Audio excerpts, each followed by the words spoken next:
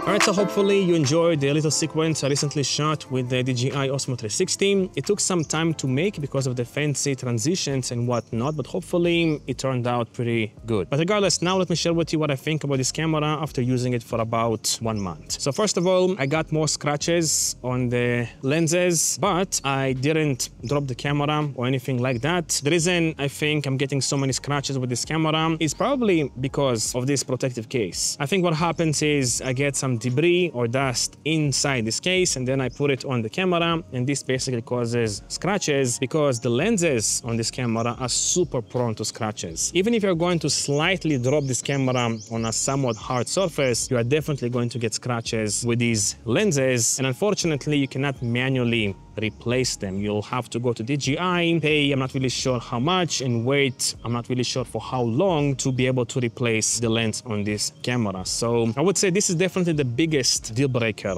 of this camera, because you'll have to treat it very gently if you don't want to have scratches on the lenses. Next, I want to quickly talk about DJI Studio. So DJI has released a couple of minor updates to the DJI Studio application, but we still don't have ProRes export option. And then also we still don't have the option to batch export multiple clips at the same time. And the reason I'm mentioning this is because personally I'm editing in DaVinci Resolve using the Carta VR plugin. So I don't really need to be able to reframe everything in like a DJI Studio. I prefer to reframe everything in DaVinci Resolve. So what I usually do, I shoot a bunch of clips and I just want to convert them basically from the OSV file extension to MP4. And as of now, at least, the only way to do it is with the DJI Studio. If you know an alternative option, which is a bit easier than this, let me know down below, but at least as far as I know, this is the only option, but it is very time consuming when doing it with the DJI Studio because you have to go clip by clip, adjust the settings and whatnot, and it's just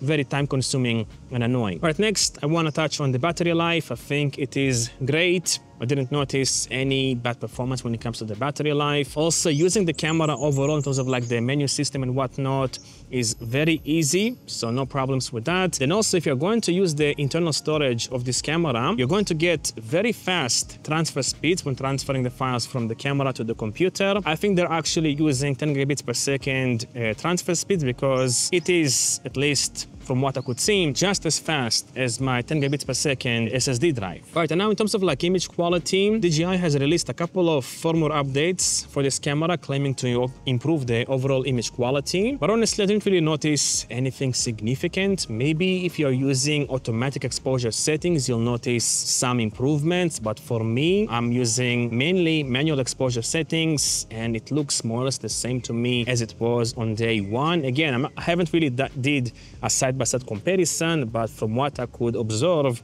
it looks more or less the same. However, I do must say that grading the footage from this camera, like color grading the footage from this camera is super easy, and it is, you can achieve a pretty good look with the D-Log M option, and I'm kind of happy that they have 10-bit also recording option in here because it makes a bit easier to color grade your footage and match the exact style you want. But I still kind of find the image to be a bit soft in a way, especially in the corners of the frame. Everything like looks mushy and soft, and because of this, I definitely prefer like an action camera in terms of like image quality, at least because it looks much sharper, much more detailed than something like this. But again, this is more versatile because it's like a 360 camera and whatnot, but the image quality, you will not get the same image quality as you will get like on a smartphone, for example, or maybe like an action camera or like the DJI Pocket 3. All right, so to summarize, I'm not really sure what I think about this camera because the lenses are super annoying because you have to be so gentle with the camera not to scratch the lenses. And then the overall post-production workflow is very clunky and annoying. If you don't have patience, to work with the footage in post-production, you will definitely not enjoy using this camera because you'll have to spend a lot of time to get good quality results from this camera. So again, I'm not really sure what I think about it. Maybe I have to wait for the ProRes export options and, learn better how to edit 360 videos because honestly, I'm not really that experienced with editing 360 videos, and then maybe I'll enjoy the camera more. But as of now, I'll still prefer like an action camera because it's so much easier to get good quality footage, and it's also so much easier to edit compared to something like this. But yeah, this is overall what I think about this camera after using it for 1 month. If you have any tips, recommendations, and whatnot, please let me know down below, because I want to be able to extract, the absolute best results from this camera. So yeah, hopefully you found this video to be useful and informative, and I guess I'll see you again soon. Thanks for watching.